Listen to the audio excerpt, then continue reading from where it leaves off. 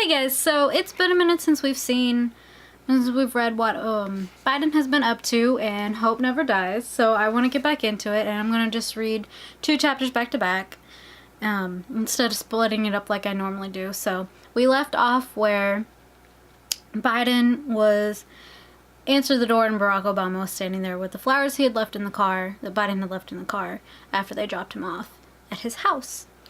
So let's see where it goes. Chapter 12. Slamming the door in Barack Obama's face wasn't an option.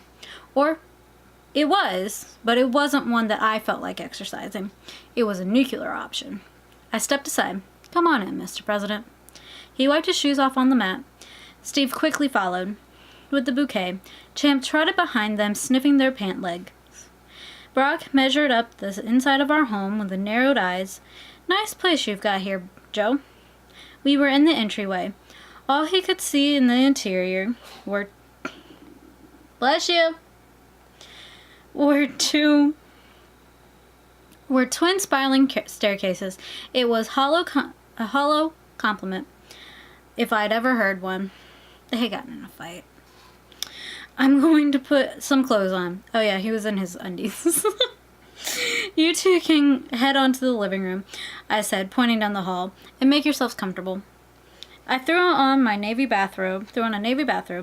I didn't have the time to go through the closet looking for a clean pair of Dockers. There was still a chance I could get Barack and Steve out of the house before Joe came home. When I returned downstairs, I found them sitting on the leather sofa in the living room. Barack was scratching behind Champ's ears, and the dog had a blissed out look. Very Hugh Hefner, Barack said when he spied my robe. I like it. I took a seat in the recliner. I don't want to be a party pooper, but Jill's going to be home soon. If she sees you here, I'll catch hell for inviting guests over for dinner without telling her first. She's got dinner all planned out, and we won't be staying long, Barack said. He didn't look me in the eye. There's just something I wanted to say that I didn't get to in the car. I crossed my arms. If you're here to say you're sorry, that ship has sailed. Sorry for what? Sorry for... I stammered.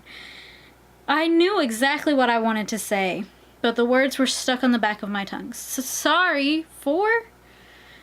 Barack and Steve exchanged glances, and Barack threw his hands up. What I wanted to say was that there's more. I'm out of frame.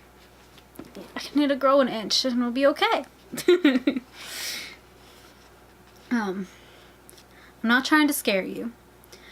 I know you want to let police handle this whole situation. I know that you have the utmost respect for the boys in blue. Spit it out, man. Barack turned to the agent sitting by his side. The folder, Steve. Steve was holding a manila folder behind the flowers and started to hand it to Barack.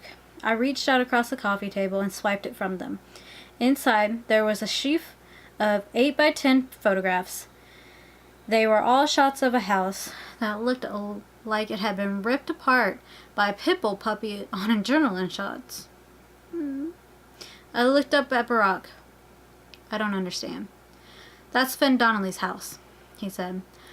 Of course, he hasn't lived there for a while. Where was he living?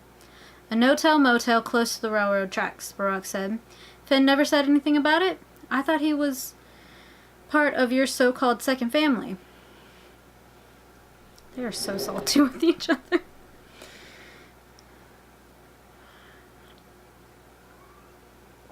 Gotta drink that tea.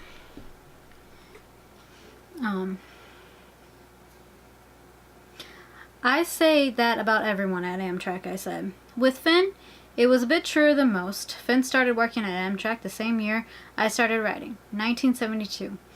I went to his wedding. I sent flowers to the hospital when his daughter was born. He didn't always work the train I rode, but I saw him more often than not for over 3 decades. I rode the line, the Meteor line, the Metro liner, 10,000 times. You counted? Some journalist did. I just inflate the number by thousands every time I tell the story. It's not a lie if you believe it, Barack said. That's interesting. said that? Some Marxist philosopher? My father. Huh. I wasn't going to touch that one, I continued. Anyway, I didn't know he'd moved out of his house. I didn't even know until this week that his wife was in hospital. His daughter said he was keeping things private. I wish he'd reached out. They may have been why he had your address, Barack, he said.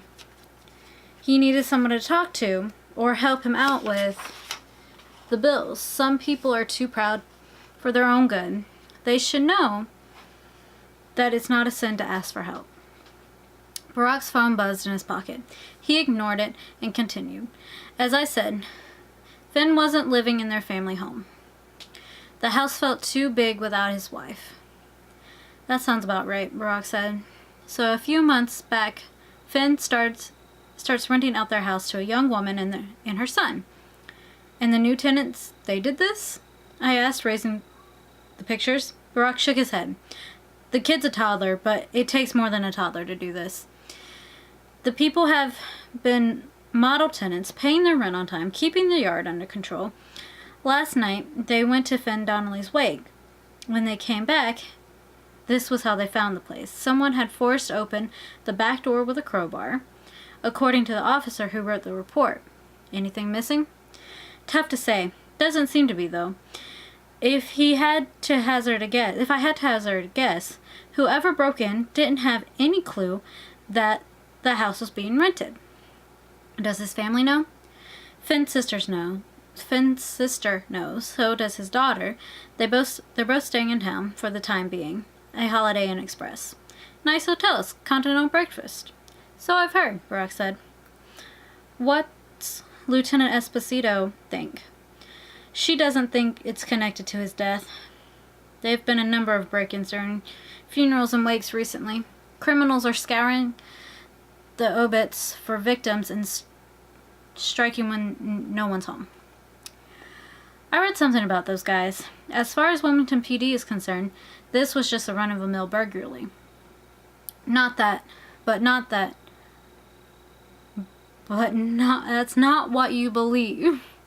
Nothing was stolen, Barack explained. It's possible they were scared off in the middle of the job. That's what the PD is saying. But it's also possible they were searching for something they didn't find. Very possible, I thought. I remembered the man in the nursing home and the one with the long hair claiming to be administering to the patients. He'd been snooping around for something, too. I tossed the folder onto the coffee table. Why didn't you share these photos with me? I worried I was being paranoid. While we were talking... Okay, hold on. Back it up. Why didn't you want to share these photos with me?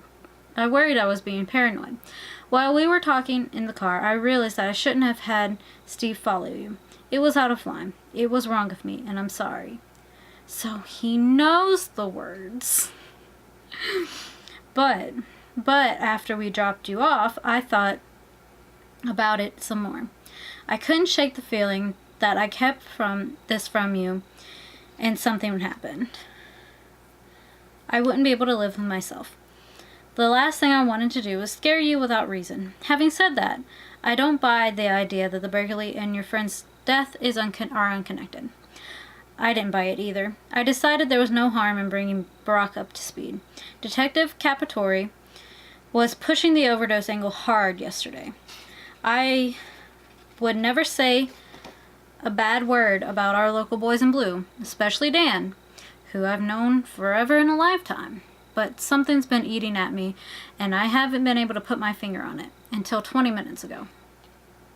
What happened 20 minutes ago? I talked to Lieutenant Esposito. The reason she's taking over the case, personally, isn't because she's some sort of micromanager. It's because she's worried we'll lead her detectives around town on a wild goose chase. She wants this case to shut down. I'm sure her reasoning's on the up and up, too. The last thing the Wilmington Police Department needs is another case for their homicide backlog. A few years ago, they made national headlines by clearing just 15% of all murders. That's below the Mendoza line. Mendoza? It's a baseball thing. I said the department has improved, but not by much. They're not our only hope here, though. There's also the National Transportation Safety Board, who aren't even going to look at the burglary report, Barack interjected. They're going to look at the engineer of the train and the circumstances surrounding the accident, but that's it. We may be on our own here. We, I almost said, but held my tongue. There was no we as far as I was concerned. On the other hand, I couldn't dismiss Barack's help. I didn't know why he was so interested in Finn Donnelly, or why he'd chosen now to take an interest in my life again. But Esposito had thrown a wrench into the gears herself. Unless I was going to ask Dan to risk his job for me, I needed Barack. Or at least the Secret Service. As long as Steve was willing to play along, I was too. Has anyone checked out the motel room? I asked. The one where Finn was living? There's nothing in the reports Esposito sent over, Barack said. I would assume his family cleaned it out, but that's just an assumption. How many times have you checked out of a hotel and forgotten something in your room? I'm thinking under the bed or in the dresser, drawers. You think you've gotten everything packed in your suitcase, but maybe you left a phone charger behind the nightstand. He didn't have a cell phone. Last guy in America without one. I threw up my hands. I know that. I'm just saying, it might be worth checking. We need some real evidence. Something to prove there's more going on here than it seems. Barack didn't say anything. It's just an idea, I said. If you have a better one, Barack shrugged, then turned to his agent. Find a vase for those flowers, and then we'll head back into town. We're looking for a joint called the Heart of Wilmington Motel. Wait, you want to go with her right now? I asked. It was a question, but only sort of. I had a sinking feeling I already knew the answer. Is that going to be a problem? Barack asked. I know Jill. She'll understand. Just call her in. Let me get dressed, I said. Then, to Steve, I added, there's a vase in the pantry just off to the side of the kitchen. I'm sure your GPS can show you the way. I dragged myself upstairs, did a mental tally of the work I needed to finish over the weekend. There were a couple of emails sitting in my inbox that I'd been avoiding for a week. One had to do with my new gig at the University of Pennsylvania.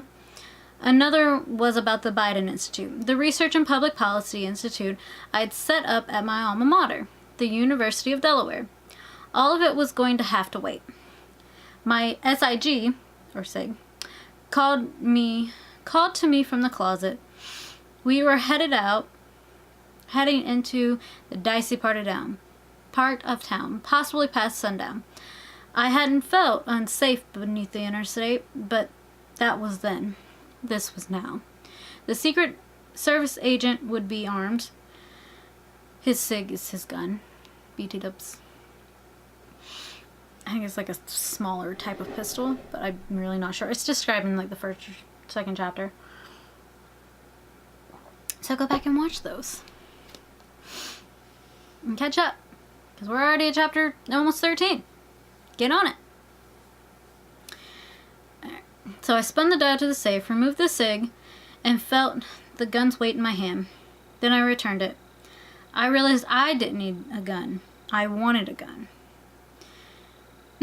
Instead, I pulled out my Presidential Medal of Freedom. It wasn't something you could wear every day, like a class ring. Truth be told, most people just ended up having their medals framed.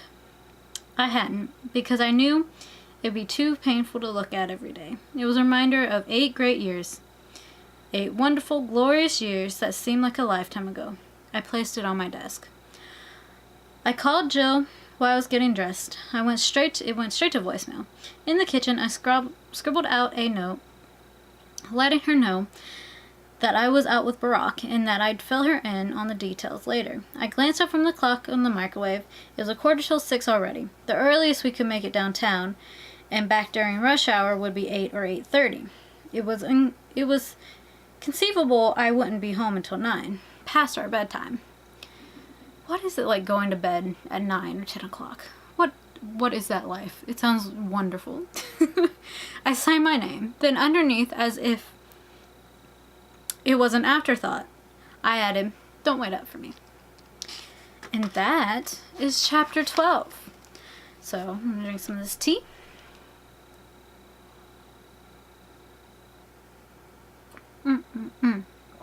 It's a honey citron tea, and I added green tea to it.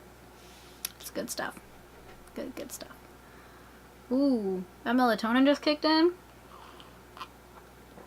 Alright, we gotta power through chapter 13 here. Okay. Barack Obama and I were two fairly high-profile individuals, so it made sense that we should take some measures of concealment to conceal our identities. We couldn't risk causing a scene parading around town. There was already enough hoopla. I love that word. Hoopla. Surrounding Finn's case. Despite the logic on my part. Despite this perfect logic on my part, Barack had a fit when he saw me emerge in the house. "What is that thing on your head?" I touched the brim of my baseball cap. Kiss my bass.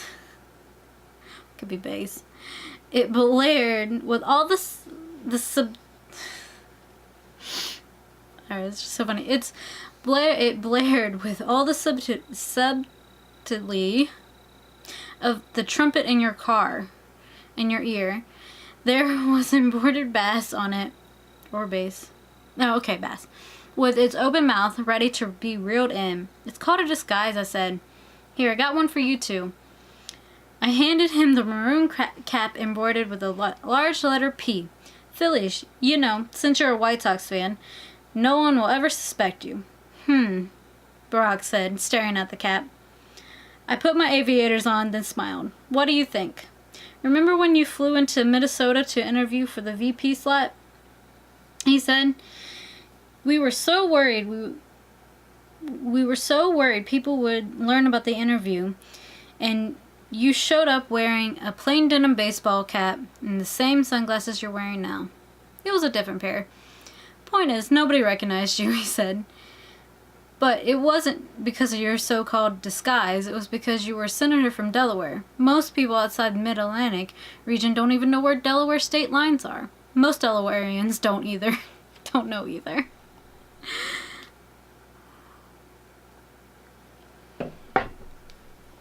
Gotta see what time it is, sorry. Okay, we're good.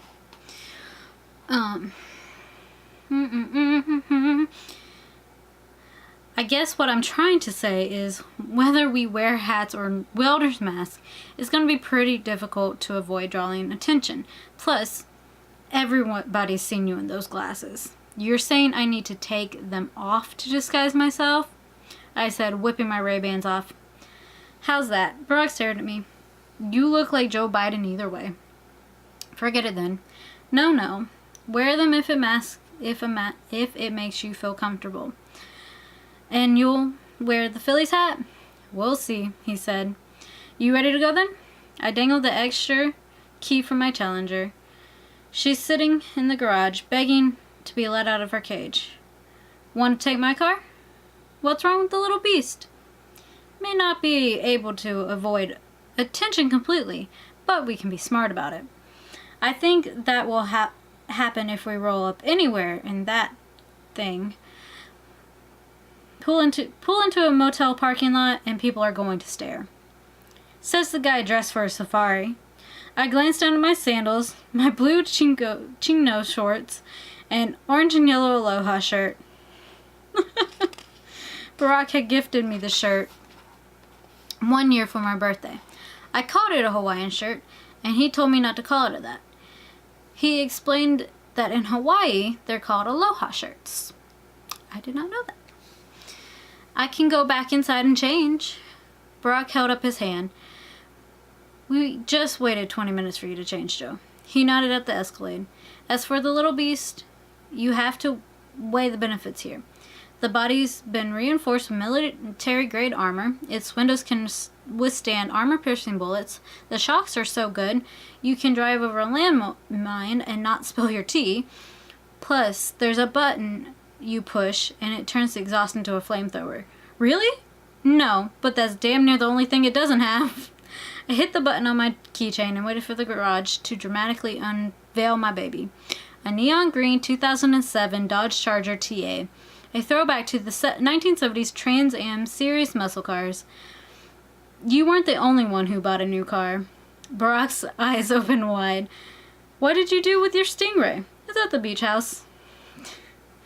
Barack pinched the spot between his eyes. He was trying to be nonchalant about my new muscle car, but I could tell he was itching to get in it and go for a test drive. Steve would never go for it. Steve was leaning against the SUV in the driveway, staring intently at his wristwatch.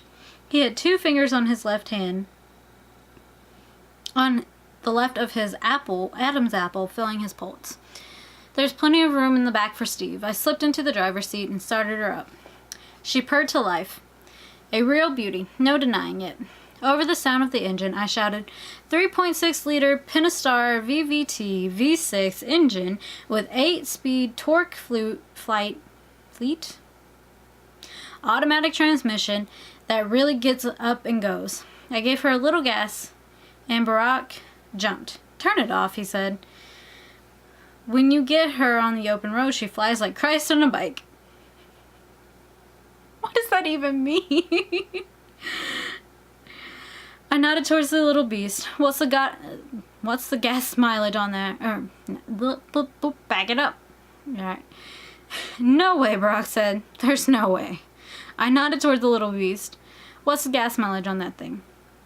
A Challenger was an old school gas guzzler, a muscle car in the world of flab. Still, it had to get better mileage than Barack's armored SUV, which looked as if it drank gas like... You remember the shade in this book? It's pretty great. Okay. Still, it had to get better mileage than Barack's armored SUV, which looked as if it drank gas like the Twitter in chief drank Diet Coke. I love this book so much. Barack sighed. I had backed him to a corner and used his own ethics against him. A cruel trick. A career politician's trick. He said, where do you want us to park the little beast? If we park it in the garage, there wouldn't be any room for Jill to pull in. Barack's SUV was so wide it would take up both spaces. Jesus. If we parked the SUV in the driveway, the neighbors might start whispering. It looked just enough like the old beast that someone might put 2 and 2 together. The last thing I wanted was a couple of Johnny Crab apples trying to do the math. There's a Walmart not far from here, I said. Plenty of people park their Winnebagos there. It'll be fine. Why not here? It just wouldn't be a good idea. Barack stared at me. Did you tell Jill we were going out with me? It's none of her business who I go out with. In the 7th decade of my life, I can do whatever I want. No one's the boss of me. I used to be your boss. The American people were our boss, I told him, but things have changed. He shook his head and wiped a bead of sweat from his brow. Did you bring that heater you were packing the other night? I felt a twinge of embarrassment. Of course Barack knew I was a gun owner. I talked about my shotguns enough that he could probably tell you the model and make, but he wasn't talking about my shotguns. There have been reports of prowlers, I said. You can't be too careful. You're right about that. A lot going on in this world, even when it comes to friendly faces. It's hard to tell who to trust these days. He paused. So you bringing it? I'm not bringing it. He looked me steady in the eye, as if he was trying to assess whether I was lying or not. Finally satisfied, he fit the Phillies cap on his head. Then, let's go, Joe. And that ends chapter 13. That was a really short one. But we're a quarter of the way through the book now. And I have a proper bookmark. So, what do you guys think they're going to find at this hotel? Do you think they're going to kind of discuss Biden's hurt feelings and all that good stuff? I'm excited to see what the next couple of chapters bring, the whole book entirely. I am actually in love with this book. I know I've mentioned before I'm not a mystery book person. I mean, I like Hercule Poirot, but that's pretty much it. So it kind of reminds me in a way that thread, and it's really fun. It's silly but serious enough, and it's just a good time all around. So yeah, let me know what you think is gonna happen. I'd love to know. I'm excited. Are you excited? All that below, and boop, that like button and subscribe, and I will see you in the chapter 14. Bye, you guys.